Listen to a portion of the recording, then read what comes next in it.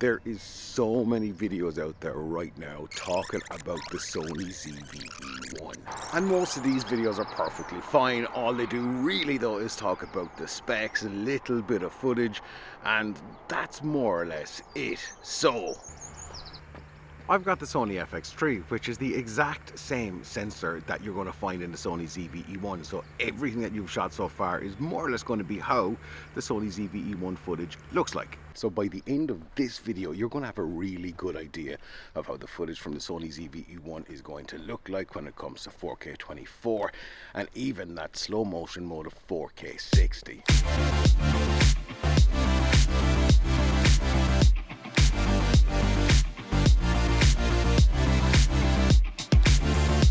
Sunglasses back on. Whew, sun for a change in Ireland. So what I'm using here is a 20mm lens. If you buy the kit lens, the widest it's going to be for the Sony ZV-E1 is 20mm. And this is what 20mm at arm's length actually looks like. This is how wide it is going to be. And this is with the active steady shot on.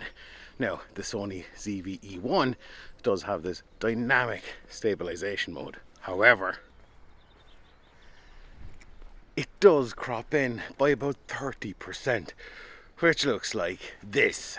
Which, to be honest, in my book at least, is quite tight. So you would need something even wider than a 20mm lens, even a 16mm lens, even less again. But let's get out of this 30% crop, and I'll come back to stabilization in the Sony ZV-E1 in a sec so you guys can see exactly how good or how bad it is. But what are the other settings that's going to be on the Sony ZV-E1 for you to be a proper vlogger, a full frame vlogger, so you can vlog to your full potential? Well, I've set up the Sony FX3 here with all of these settings. So again, you guys are going to get a really accurate representation of what this whole thing is going to look like, should you be looking at getting the Sony ZV-E1. Firstly, the settings here are, in this part of the video, are 4K 24.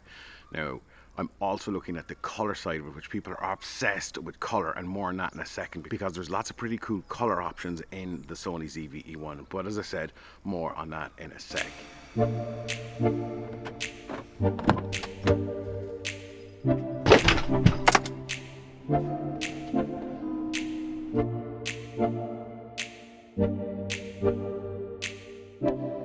Now, I'm doing a very special mode in the Sony FX3, which is going to be the exact same in the Sony ZV-E1. Now, I want, when I'm out vlogging, to be worrying about as little as possible. And I'm using what's called shutter priority mode. Now, what the heck is shutter priority mode, I hear you ask?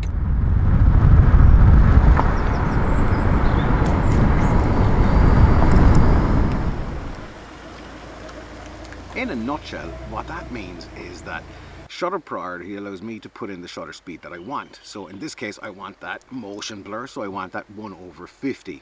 Now, the background, that's decided by the aperture. That's how blurry or not, in this case, that it is. And when you have it in shutter priority mode, that means the camera handles everything except the shutter speed, which you decide on. So we're in that 1/50 vloggy mode. But there's another few settings that also tie into this vlog mode. Now, what are they? Stabilization. This is what the normal stabilization, the active steady shot, would actually look like on this very bumpy, stony, Irish beach. So now you get an idea of what the stabilization would look like when it comes to vlogging and moving around on a pretty uneven surface. You could take this further, but in post-production, I want a quick turnaround, so that's what I'm not going to do. But what are the other really important settings when it comes to vlogging on something like the Sony ZV-E1, or indeed any camera for that matter?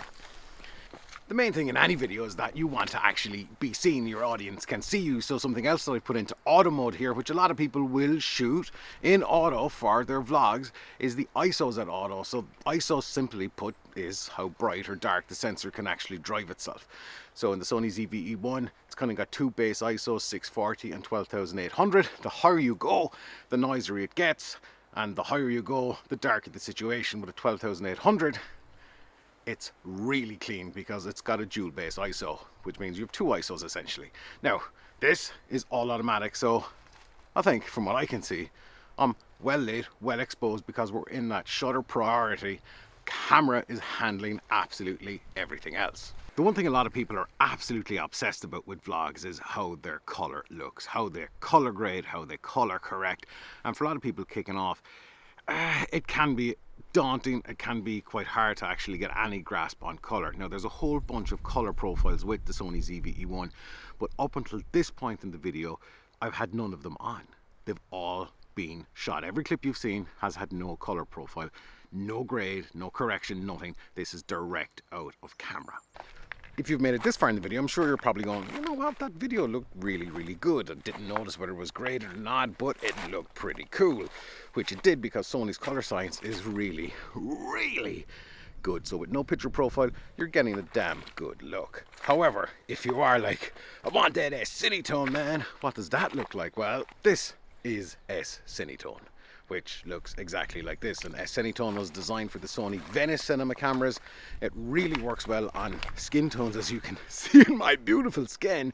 And it's designed for a really quick turnaround, which doesn't need much work, much of a grade, just dump it, send it, done. And if you really insist on something like S-Log3, which is difficult for beginners to expose, in fact, this is underexposed for S-Log3, but you get the idea, and this is where a lot of work comes into the grade and color correct. But I would think that if the Sony ZV-E1 is going to be your first proper camera, then S-Log3 is probably the first thing from your mind. In fact, there's something really, really important about all of these color profiles. And that's the fact that there's a lot of wind, so I don't know, can you even hear me?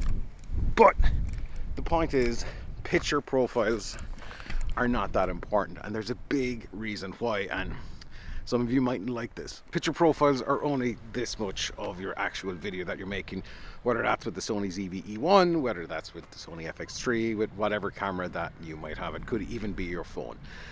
Yep, they're important if you want to convey scary moods, then they need to be lots of blue and that kind of thing. But depending on what you're doing, in a lot of vlog cases, picture profiles, you just don't fucking need them. And people spend so much time trying to color grade their footage, and you can color grade the footage like a pro Hollywood colorist. However, it can be really scary for your audience if the story sucks, if the video sucks overall, if the editing is bad, it just makes no sense. No amount of color grading, color correction, whatever you want to do is going to fix it. I really hope the tide isn't going to come in, like the tide is coming in, I think. Anyway, anything for a video, right? So, the thing is that when it comes to shooting 4K 24, shutter priority, whatever way you want to do it, up until now, you've got a pretty good idea of what the whole thing has been like, whether it's been good, whether it's been bad. Leave me know in the comments. But there's two other modes in the Sony ZV-E1 that we can actually demonstrate using this sensor, which is the same sensor. By the way, this is the Sony FX3. We're in S-Cinetone, by the way. Shutter priority 1/50. ISO is not. Every camera's doing everything else, right? That is their time-lapse mode, and also the slow motion modes. Now, there's a couple of different slow motion modes off the shelf in the Sony ZV-E1. The first one is that you're going to get that 4K 60, which a lot of people have wanted in Sony cameras for a long time, and it was out of reach unless you went to their cinema line or spend a lot of money. But now, even though you are spending a lot of money, you do get 4K 60, and on this sensor, it looks pretty damn good.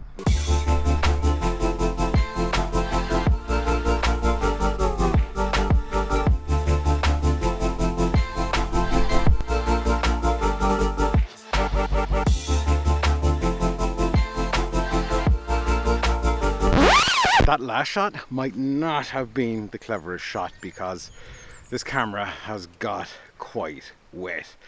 And if this was your Sony ZV-E1, you could be in a lot of trouble. Why? Because it's not waterproof. More importantly though, it's not weather sealed. To the best of my knowledge, I might be wrong, but it's not weather sealed. However, this lens and the Sony FX3 is, so all is